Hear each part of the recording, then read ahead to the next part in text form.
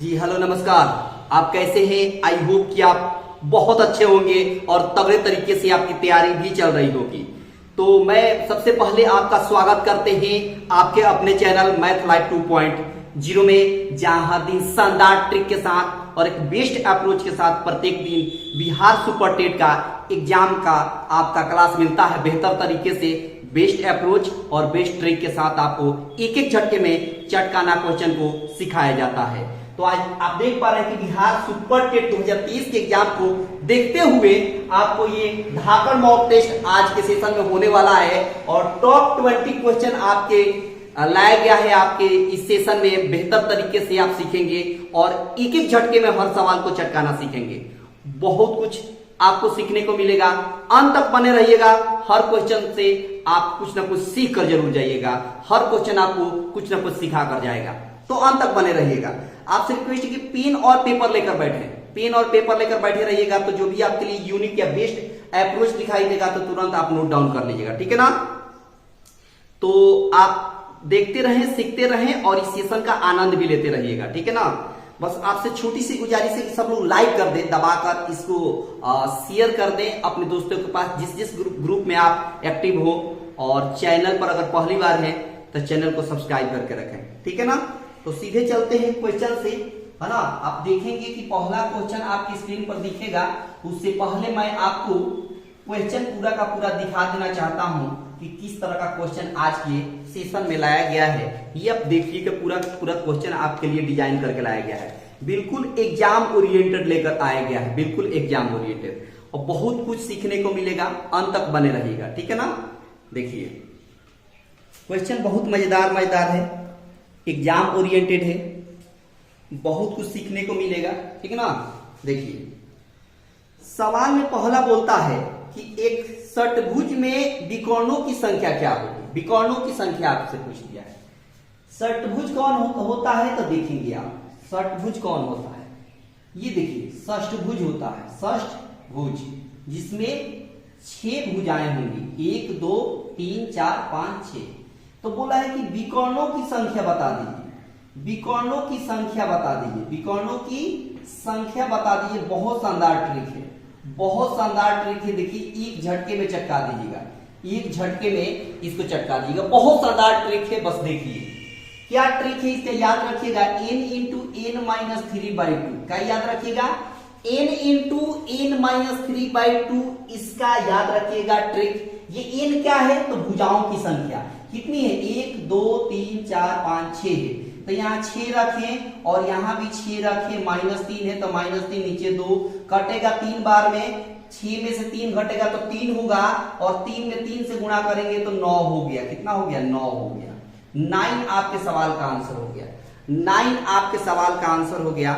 I hope की बात आपको पूरी तरीके से समझ में आ गई होगी। बड़ा शानदार ट्रिक है, बहुत ही अद्भुत आपके सामने कंसेप्ट और ट्रिक सिखाया गया है। बस आपको इतना याद रखना है, जितना भुजा का है उतना यहाँ वैल्यू पुट करिए और कैलकुलेट करिए और बिल्कुल एक झटके में आंसर पाइए, बिल्कुल एक झटके में आंसर पाइए। अगला सवाल देखिए कितना प्यारा है और इसी पर आधारित है। आगे देखिए आगे क्या कहता है सवाल, बस देखते रहिए, सीखते रहिए और इस सेशन का आनंद लेते रहिए, ठीक है ना। देखिए सवाल क्या कहता है, कहता है कि एक अष्टभुज में विकर्णों की संख्या बताइए। अब कह दिया है अष्टभुज, कितने भुज बाबू, तो अष्टभुज कह दिया है, अष्टभुज, ठीक है ना, अष्टभुज कह दिया है। देखिए 1 2 3 4 5 6 7 8, इसमें भी बोला है कि विकर्णों की संख्या बताइए, विकर्णों की संख्या बताइए। तो विकर्णों की संख्या इसमें भी चटकाने का वही तरीका है, क्या, n इंटू n माइनस 3 और नीचे 2। अब n क्या है तो 1 2 3 4 5 6 7 8 भुजा है, तो n की जगह पर 8 रखेंगे। यहाँ भी 8 माइनस 3, नीचे 2, 2 से कटेगा 8 4 बार में तो 4 हो गया, और 8 में से 3 घटाएंगे तो 5 हो गया, और 5 में 4 से गुणा करेंगे तो 20 हो गया। 5 में 4 से गुणा करेंगे तो 20 आपके सवाल का आंसर हो गया, 20 आपके सवाल का सही आंसर हो गया।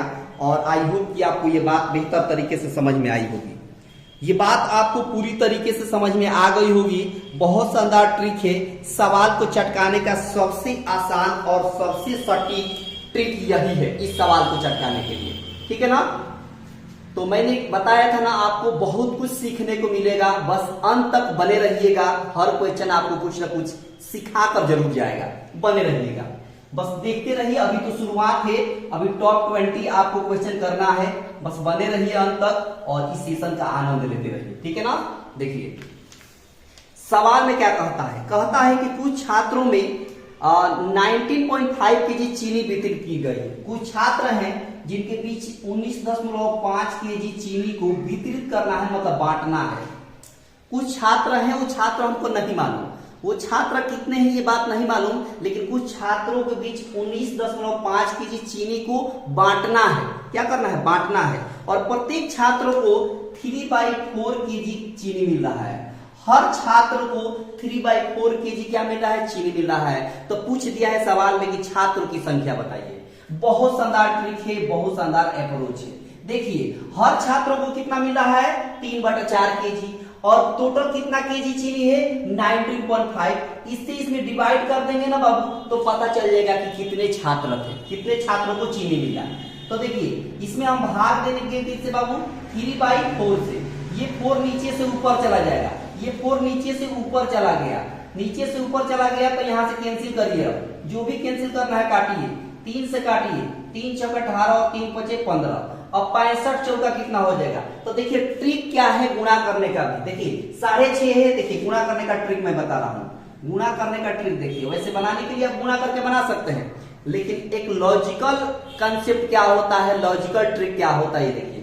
अच्छा 6.5 का मतलब 6.5, 6.5 का इसको 2 हिस्सों में बांट दीजिए, 4 को 2 गुणे 2, 6.5 का 2 गुना कितना हो जाएगा? 13, और 13 दूना 26। 26 आपके उस में कितना थे? विद्यार्थी थे। विद्यार्थियों की संख्या कितनी थी? 26 थी। आई होप की बात आपको पूरी तरीके से समझ में आ गई होगी। ये बात आपको पूरी तरीके से समझ में आ गई होगी। बहुत शानदार ट्रिक है, बहुत शानदार कंसेप्ट है। सवाल को चटकाने का सबसे बेस्ट ट्रिक यही है। बेहतर समझ में आ गई, आगे बढ़े। बहुत शानदार, आगे देखिए। सवाल सब एक एक झटके वाला है, सब एक एक झटके वाला है। बस इसको अगर सीख गए एक बार ना बाबू, और एक बार हैबिट में आ गया ना, तो हर सवाल आपके लिए आसान होगा, हर सवाल आपके लिए हलवा होगा।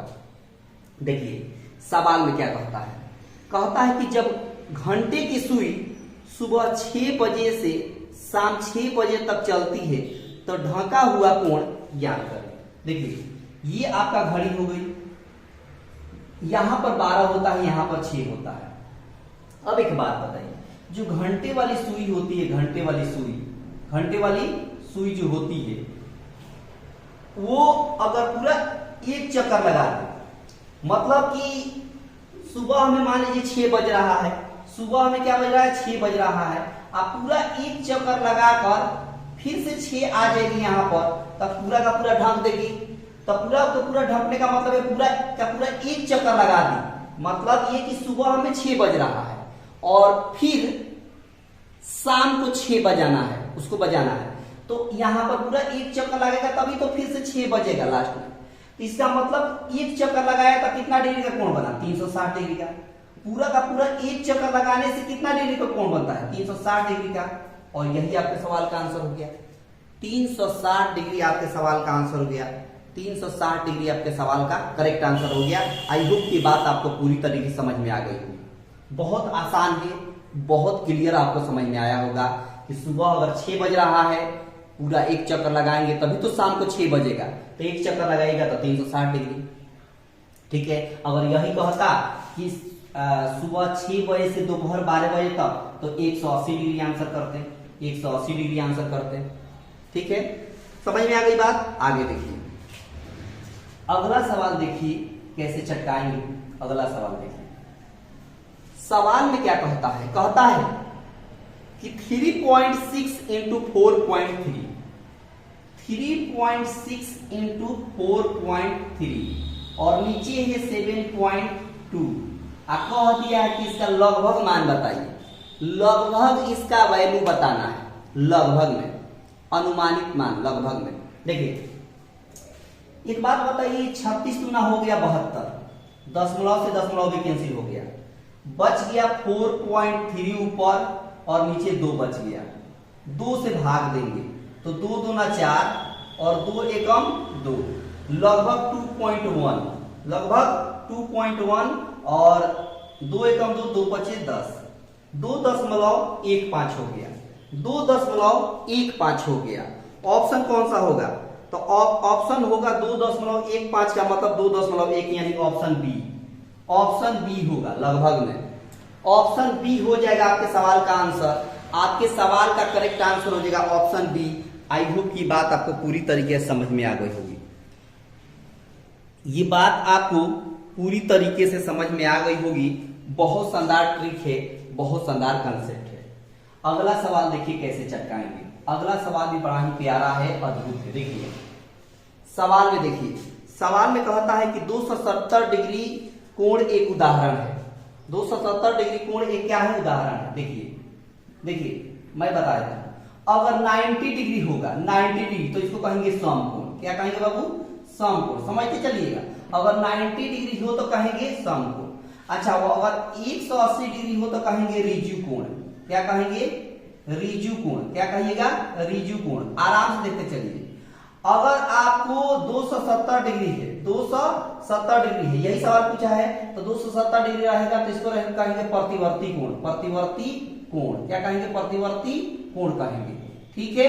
अब देखिए, अगर कोई कोण 90 डिग्री से कम रहे, अगर कोई कोण है जो 90 डिग्री से कम रहे, तो उसको कहेंगे न्यून कोण। इसको क्या कहेंगे? न्यून कोण। क्या कहिएगा? न्यून कोण। देखते चलिए, अगर कोई कोण 90 डिग्री से ज्यादा रहे तो इस कोण को कहेंगे अधिक कोण। क्या कहेंगे? अधिक कोण। इस बात को पूरी तरीके से आप नोट डाउन कर लीजिए बेहतर तरीके से। बहुत आसान कंसेप्ट है, बहुत आसान ट्रिक भी है चटकाने के लिए सवाल में। ठीक है। आपसे सवाल में पूछा था कि 270 डिग्री को क्या कहेंगे? तो प्रतिवर्ती कोण। क्या कहेंगे? प्रतिवर्ती कोण। इसी में 270 के जगह पर अगर 90 कहता तो समकोण कहते, 180 डिग्री कहता तो रिजु कोण कहते, अगर 90 डिग्री से कम रहता तो न्यून कोण कहते, 90 डिग्री से ज्यादा आता अधिक कोण कहते। आई होप की बात आपको पूरी तरीके से क्लियर हो गई। ये बात आपको पूरी तरीके से क्लियर हो गई होगी। आगे देखिए अगला सवाल, बहुत आसान सवाल है। तो आंसर हो जाएगा आपका प्रतिवर्ती कोण। आंसर क्या हो जाएगा? प्रतिवर्ती कोण आपके सवाल का आंसर हो जाएगा। ठीक है ना। आंसर क्या हो जाएगा? प्रतिवर्ती कोण हो जाएगा। इस सवाल का आंसर हो जाएगा प्रतिवर्ती कोण। ठीक है। देखिए सवाल, देखिए अगला सवाल देखिए बड़ा ही प्यारा है और बड़ा ही अद्भुत है। सवाल को चटकाने का तरीका देखिए। बोला है कि 108 और 144 का एलसीएम क्या है? 108 और 144 का आपसे पूछ दिया है एलसीएम। क्या पूछ दिया है? एलसीएम। और शानदार ट्रिक देखिए, और इस तरह के ट्रिक यकीन मानिए आप नहीं देखे होंगे। इस तरह का ट्रिक यकीन मानिए आप नहीं देखे होंगे, भरोसा करिए। देखिए इसको रेशियो मेथड से चटकाएंगे। एक बात बताइए, ये जो 108 है ये 12 से कटेगा? बिल्कुल कटेगा। 12 नवा 108 होता है। और 144 जो है ये भी 12 से कट जाएगा, तो 12 12 144 होता है। और कटेगा, अभी जब तक कट रहा है कटाते रहिए। 3 से कटेगा 3 बार में, 3 से कटेगा 4 बार में, हो गया। अब शानदार ट्रिक देखिए एलसीएम निकालने का। शानदार ट्रिक, आप या तो ऐसे क्रॉस गुणा कर दें तो आंसर हो जाएगा, नहीं तो आप ऐसे क्रॉस गुणा कर दें जो आपके लिए जल्दी हो जाए, जिधर से आपका आंसर जल्दी आ जाए। या तो आप ये भी गुणा करके लिख सकते हैं, आंसर हो जाएगा, या आप ऐसे भी गुणा करके लिख सकते हैं, आंसर हो जाएगा। तो ये गुणा करना आसान लग रहा है। 8 चौका 32 यानी 432 हो गया। 432 आपके सवाल का आंसर हो गया। 432 आपके सवाल का आंसर हो गया। बोलिए इस तरह का ट्रिक देखे हैं? बिल्कुल नहीं देखे होंगे। एलसीएम निकालने का सबसे शानदार तरीका यही है। आई होप की बात आपको पूरी तरीके से क्लियर हो गई होगी। बहुत शानदार ट्रिक है, बहुत शानदार कंसेप्ट है। सवाल को चटकाने का सबसे आसान तरीका यही है। देखिए सवाल बहुत आसान है। अगर आप देखें और प्रत्येक दिन सीखें तो हर सवाल आपके लिए आसान है, हर सवाल आपके लिए अद्भुत है। देखिए सवाल देखते चलिए और चटकाते चलिए। ठीक है, देखते चलिए। देखिए सवाल बहुत आसान है ना। एग्जाम ओरिएंटेड है, सबके सब एग्जाम ओरिएंटेड है, यही टाइप रहने वाला है ना। बस देखिए, सीखिए और इस सेशन का आनंद लेते चलिए।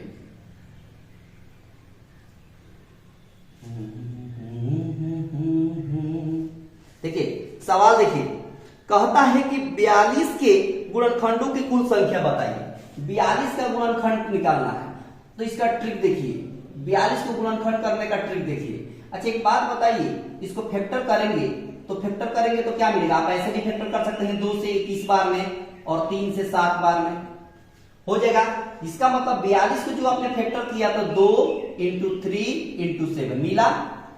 अब गुणनखंडों की संख्या निकालने का ट्रिक देखिए, गुणनखंडों की संख्या निकालने का ट्रिक देखिए, शानदार ट्रिक है।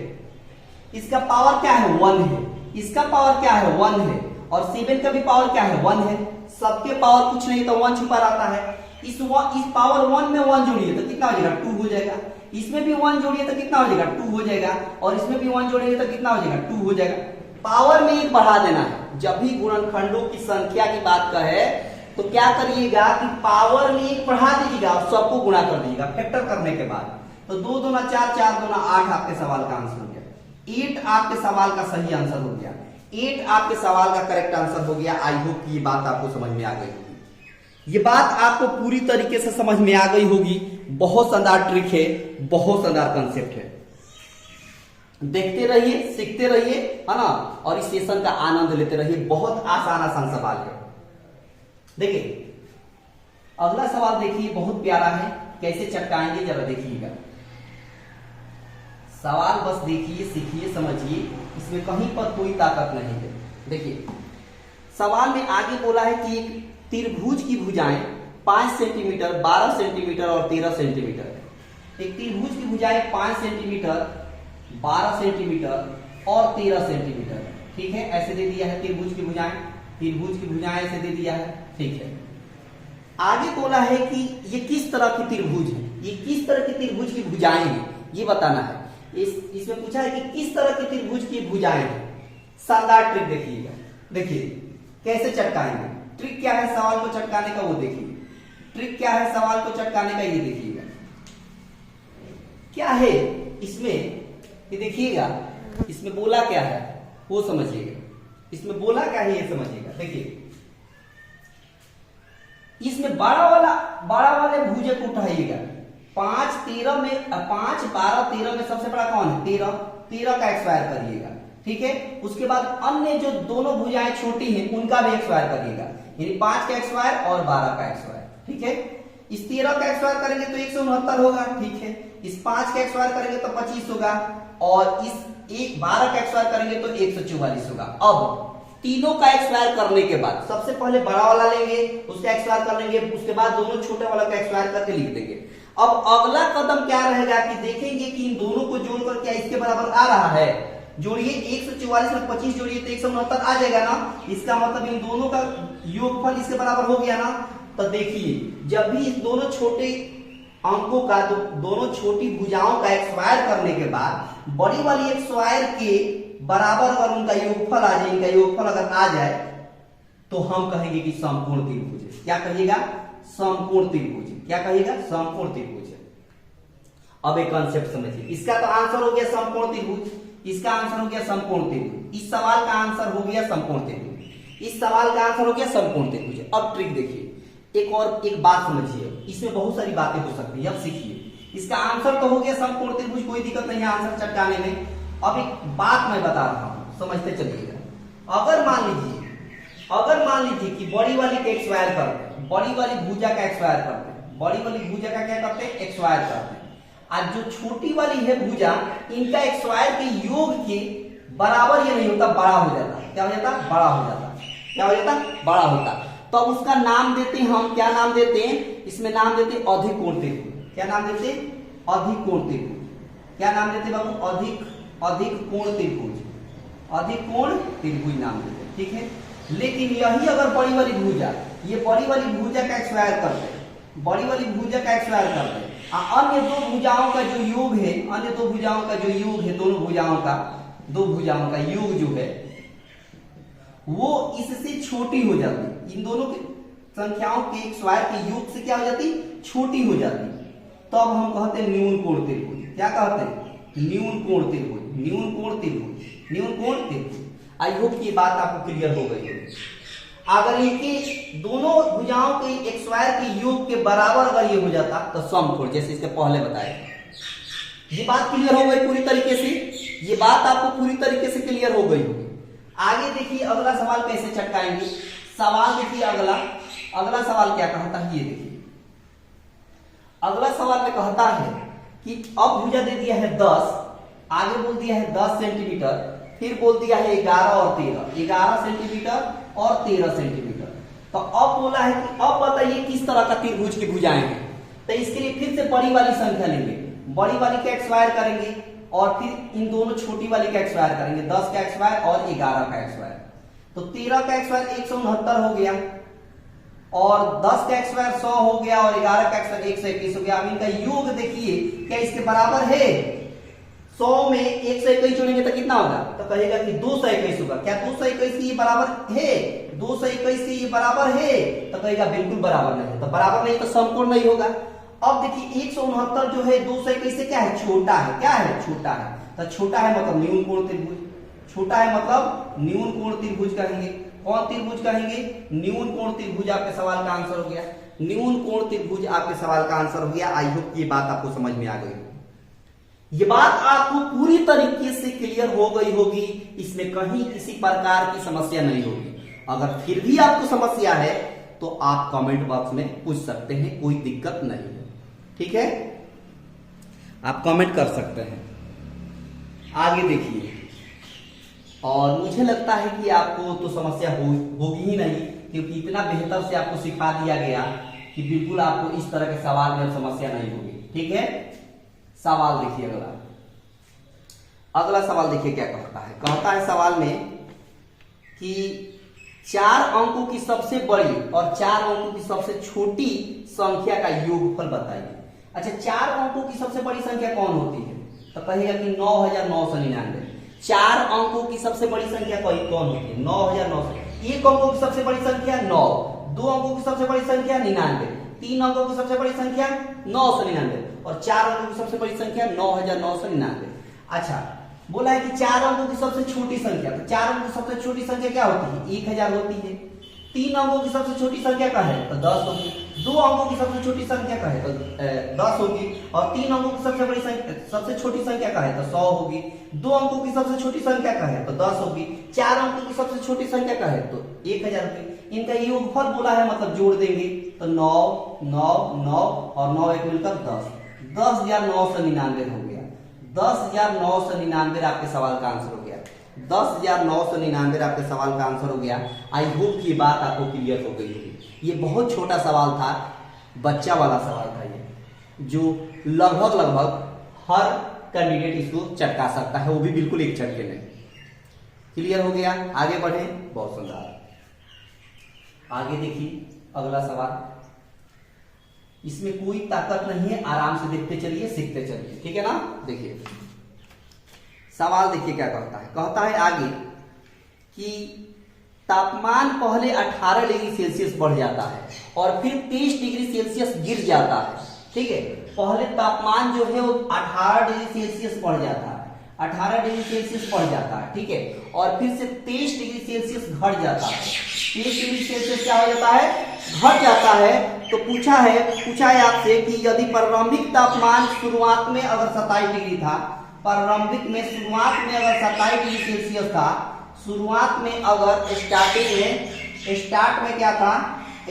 में क्या था कि अगर 27 डिग्री सेल्सियस था स्टार्टिंग में, तो आपसे पूछा है कि बता दिए अंतिम तापमान क्या होगा। अब अंतिम तापमान क्या होगा ये कह दिया है, अंतिम तापमान क्या होगा ये कह दिया है आपसे, ठीक है। अंतिम तापमान आपसे पूछ दिया है। देखिए कैसे चटकाएंगे। एक बात बताइए, अगर 18 डिग्री बढ़ रहा है, ठीक है, 18 डिग्री बढ़ गया और 23 डिग्री घट गया मतलब माइनस देंगे, क्या करेंगे, माइनस। तो 18 में से 23 घटाएंगे तो -5 होगा, तो कहेगा बिल्कुल -5 होगा।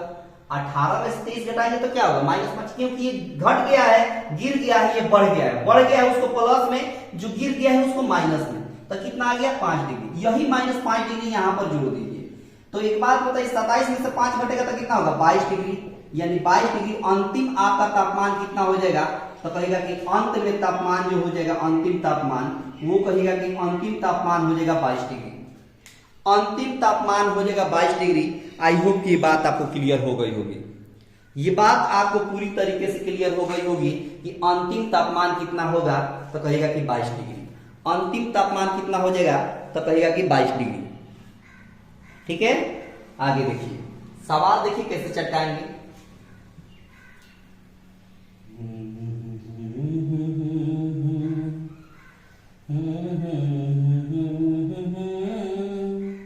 सवाल देखिए, हंसते रहिए, मुस्कुराते रहिए, गुनगुनाते रहिए और पढ़ते रहिए। कोई इसमें ज्यादा दबाव की जरूरत नहीं है। ये नहीं कि दिमाग पर बहुत ज्यादा जोर दे दे, ना ना, बिल्कुल नहीं।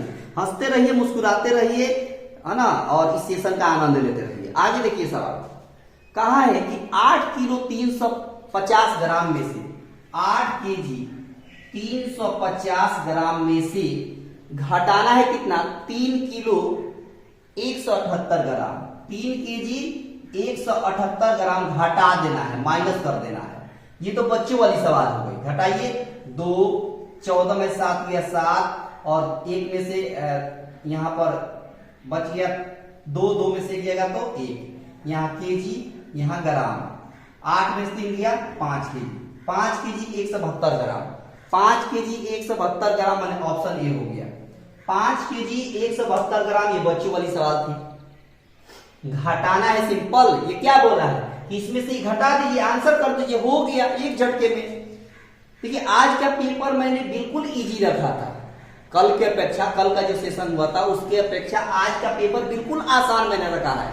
मैं ऐसे ही रखूंगा, कभी मॉडरेट, कभी आसान, इजी, कभी डिफिकल्ट, ऐसे करके अल्टरनेट चलेगा, ताकि आपको किसी टाइप का सवाल आपके पेपर में आ जाए तो आपसे बच कर ना जाए। ठीक है, देखिए सवाल, देखिए अगला सवाल बड़ा ही प्यारा है और कैसे चटकाएंगे देखिएगा जरा। बोला है कि एक वृत्त की परिधि ज्ञात करें जिसका व्यास दिया हुआ है। एक वृत्त है जिसका व्यास है कितना बाबू, तो कहेगा कि व्यास है आपका 3.5 सेंटीमीटर। अच्छा, व्यास का मतलब क्या होता है, 2 into r, ये व्यास होता है। हाफ क्या होता है, त्रिज्या। इधर भी हाफ कितना होता है, त्रिज्या। आप पूरा यहां से यहां तक अगर देखें तो r मिलकर 2r। व्यास को क्या कहते हैं, 2r, इसको बोलते हैं व्यास।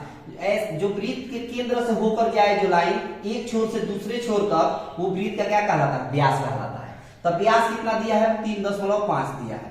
सवाल में क्या पूछा है, सवाल में कहा है कि परिधि बता दी। परिधि मतलब इसके बाउंड्री को बता देना है। तो परिधि क्या हो जाएगा, तो परिधि होता है, वृत्त की परिधि क्या होती है आपको याद होना चाहिए। परिधि होती है 2πr। परिधि क्या होती है बाबू, 2πr। तो एक बात बताइए, पाई का मान कितना होता है, तो कहेगा 22/7 होता है। 2 into r, 2 into r मतलब 2r। तो 2r के बदले कितना दिया है, तो कहेगा 3.5 दिया है। ठीक है, 7 से काटेंगे 3.5 को तो 7 × 35, 0.5 में कटेगा। 22 बचे कितना हो गया, 110 हो गया। लेकिन एक अंक के बाद दशमलव है, तो आप भी एक अंक के बाद दशमलव दीजिए। दशमलव के बाद 0 का काम खत्म हो जाता है, यानी 11 आपके सवाल का आंसर हो गया। 11 आपके सवाल का आंसर हो गया। 11 आपके सवाल का करेक्ट आंसर हो गया। आई होप की बात आपको समझ में आ गई। इसमें कुछ नहीं था, परिधि आपको याद होना चाहिए 2πr। परिधि आपको याद होना चाहिए 2πr, जो बिल्कुल एक झटके में चटका दीजिएगा। देखिए सवाल, देखिए अगला सवाल है ना। अगला सवाल देखिए बहुत आसान है, कैसे चटकाएंगे एक झटके में, जरा देखिएगा। देखिए सवाल क्या कहता है, सवाल में कहता है कि 9 तिपहिया साइकिल में कितने पहिए होते हैं, 9 तीन पहिया। 9 तीन पहिया, तीन पहिया समझ में आ रही बात, एक आगे और 2 पीछे रहता है। एक आगे रहता है और 2 पीछे रहता है पहिया, तो 3 पहिया हो जाता है। 3 पहिया, 3 पहिया हो गया। एक साइकिल में 3 पहिया, एक साइकिल में 3 पहिया, तो 9 साइकिल की बात बोला है। 9 साइकिल की बात बोला है। 9 3 पहिया साइकिल कितने हैं, कितने पहिया है ना।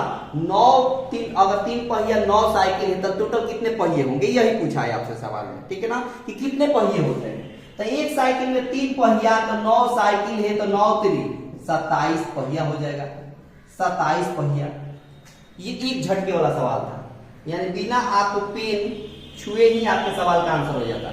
बिना टच किए हुए ही आप सवाल को चटका सकते हैं, बिना किसी देरी के, बिना किसी टाइम कंज्यूम किए हुए। बिल्कुल अपने टाइम के अंदर एक झटके में चटका दीजिएगा। बस देखिए, सीखिए, और इसमें कहीं पर किसी प्रकार का कोई लोचा नहीं। आराम से देखिए, है ना। होता क्या है कि जब एक बार प्रैक्टिस में आ जाता है सवाल ना बाबू, तो उस टाइप के सवाल जिंदगी में कभी नहीं भूलते। क्यों? क्योंकि आप रोज प्रैक्टिस में, रोज प्रैक्टिस में रहने से कोई दिक्कत नहीं होती है, ठीक है ना। कोई दिक्कत नहीं होती है, कोई दिक्कत नहीं होती है, ठीक है ना। देखो सवाल देखिए, अगला अगला सवाल देखिए कैसे चटकाएंगे। सवाल क्या कहता है? कहता है कि 8 क्रमिक संख्याओं का औसत 6.8 है, उनमें से सबसे छोटी तथा सबसे बड़ी संख्याओं का औसत बताइए। देखिए 8 क्रमिक संख्या है, 8 क्रमिक संख्या है, देख पा रहे हैं 1 2 3 4 5 6 7 8, और एवरेज कितना दिया है, औसत कितना दिया है, तो कहेगा कि 6.5 दिया है। एवरेज कितना दिया है, तो कहेगा 6.5 दिया है। तो बोला कि सबसे बड़ी और सबसे छोटी संख्या का औसत बताना है, सबसे छोटी और सबसे बड़ी संख्याओं का औसत बताना है। एक बात बताइए, जो एवरेज होता है ना बाबू, एवरेज जो होता है औसत, वो बेसिकली बीच वाली संख्या होती है, यानी 4 इधर 4 इधर, ये बीच वाली संख्या है। ये जो 6.5 है ये बीच वाली संख्या है। इसका मतलब कि इसके पहले जो संख्या होगी वो 6 होगी, इसके बाद संख्या होगी वो 7 होगी, इसके बाद 8 होगा, इसके बाद 9 होगा, 9 के बाद 10 होगा, 6 के पहले 5 होगा, 5 के पहले 4 होगा, 4 के पहले 3 होगा।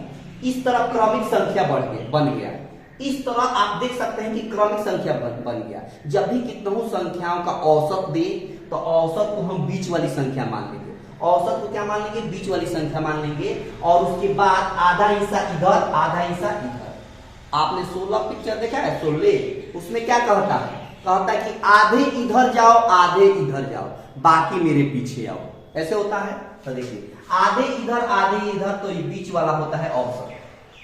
अब आपसे इसमें से कुछ भी पूछ दे सवाल, इस तरह के मैं बता रहा हूं सवाल पूछते रहता है, इसमें से आपसे कुछ भी पूछ दे, अगर कह दे कि इस क्रमिक संख्याओं में सबसे छोटी संख्या क्या है, तो कहेगा 3, कहे कि सबसे बड़ी संख्या कितना है, तो 10।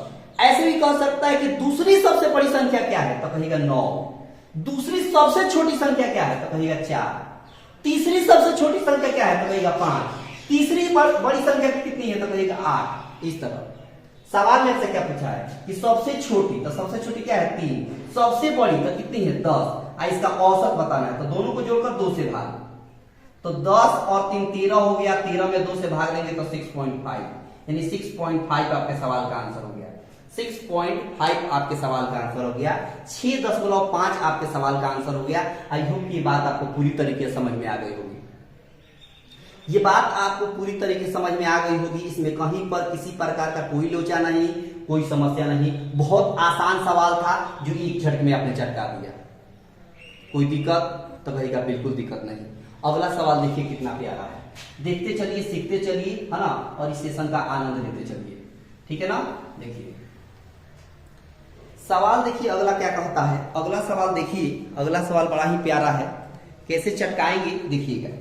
सवाल में कहता है कि एक छात्र को 2 परीक्षणों में 80% और 90% अंक मिले तो उनका कुल प्रतिशत बताइए। एक छात्र को 80% मिलता है और दूसरे छात्र को 90% मिलता है, ठीक है। एक छात्र को 2 परीक्षणों में, दूसरे छात्र को नहीं, एक ही छात्र है जिसमें किसी एक परीक्षा में उसको 80% मिलता है और दूसरे परीक्षा में उसको 90% मिलता है, तो कुल प्रतिशत क्या है। बच्चे यहां पर कंफ्यूज हो जाते हैं, विद्यार्थी यहां पर क्या हो जाते हैं, कंफ्यूज हो जाते हैं। अब एक बात बताइए, यहां तो टोटल कुछ वैल्यू नहीं दिया है कि कितना परसेंट का 80%। ये हो सकता है कि ये 100 नंबर का पेपर हुआ हो और ये 200 नंबर का पेपर हुआ हो, तो 200 नंबर का 90% तो 90 होगा नहीं ना होगा। तो बच्चे क्या करेंगे, इसको जोड़ देंगे और आधा कर देंगे, जोड़ देंगे और आधा कर देंगे, 170 कर देंगे और 2 से भाग देंगे 65%, जो बिल्कुल गलत है। जो बिल्कुल क्या है 85% आएगा ना, 170 में 2 से भाग देंगे तो जो बिल्कुल गलत है, जो बिल्कुल क्या है गलत है। और ऑप्शन में देता भी है 85%, आपको दिया भी है 85%, और मैक्सिमम विद्यार्थी गलत करके आ जाते हैं। देखिए यहां पर तय है ही नहीं कि कितनी संख्याओं का 80%, यहां कितनी अंक का 90%, ये तय नहीं है, ये आप कर ही नहीं सकते। तो कहेंगे कांट से, क्या कहेंगे, कांट से कह नहीं सकते कुछ। हो गया, ये आपके सवाल का आंसर हो गया। आई होप ये बात आपको पूरी तरीके से क्लियर हो गई होगी। अगर हो गई है तो आगे बढ़ें, बिल्कुल बढ़ें। देखिए सवाल देखिए अगला क्या कहता है सवाल में कि यदि n एक पूर्णांक है तो n क्यूब माइनस n किससे विभाजित है। n अगर एक पूर्णांक है, बोल दिया है कि n क्या है, पूर्णांक है अगर, तो n क्यूब माइनस n का वैल्यू क्या होगा, n क्यूब माइनस n का वैल्यू क्या होगा, वैल्यू नहीं, ये किससे विभाजित होगा। सवाल में क्या पूछा है, किससे विभाजित होगा। ऑप्शन दे दिया है 11, 5, 3, 7, 9, ये पांचों ऑप्शन में से किससे विभाजित होगा। तो एक बात बताइए, पूर्णांक मान लीजिए पूर्णांक कौन होता है, 0 होता है, 1 होता है, 2 ऐसा करके होता है, तो 0 तो रखेंगे नहीं, क्योंकि अगर यहाँ 0 रखेंगे यहाँ भी 0 रखेंगे तो वैल्यू 0 आएगा, और 0 में इस सबसे भाग लग जाएगा, 0 में इस सबसे भाग लग जाएगा, तो ये तो 0 लेंगे नहीं, 1 रखेंगे, 1 रखेंगे तो 1 का क्यूब कितना होगा, 1 होगा, और यहाँ भी 1 रखेंगे तो 1 होगा, 1 में से 1 जाएगा तो 0, तो यहाँ भी 0 आ गया जो सबसे भाग लग जाएगा, तो 0 1 भी नहीं लेंगे, 0 भी नहीं लेंगे, 2 रखिए, 2 यहाँ रखेंगे तो 2 का क्यूब कितना होता है 8, और माइनस यहाँ 2 रखेंगे तो 2 हो जाएगा, तो 8 में से 2 गया तो कहिएगा 6 जो है किससे भाग लग जाएगा, तो कहेगा कि 3 से भाग लग जाएगा, 6 में किससे भाग लग जाएगा, 3 से भाग लग जाएगा, तो 3 आपके सवाल का आंसर हो गया, ऑप्शन सी। ऑप्शन सी आपके सवाल का आंसर हो गया। बोलिए कोई दिक्कत, कोई परेशानी, कोई तकलीफ, तो कहिएगा बिल्कुल दिक्कत नहीं, ना परेशानी ना तकलीफ, आपको बेहतर तरीके से समझ में आया होगा। और एक बार में ना समझ में आए तो ये वीडियो तो यूट्यूब पर ही रहता है, फिर से पीछे स्किप कर ले, फिर से यही बात सुन ले, मेरी लेक्चर आराम से समझ में आ जाएगी।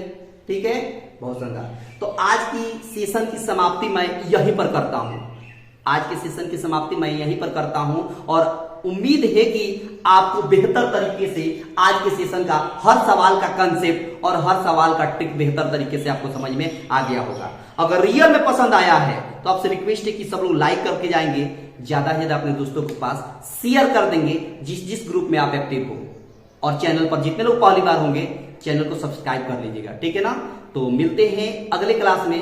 आप अपना ख्याल रखिएगा और प्रैक्टिस जारी रखिए। तब तक आप सभी को धन्यवाद।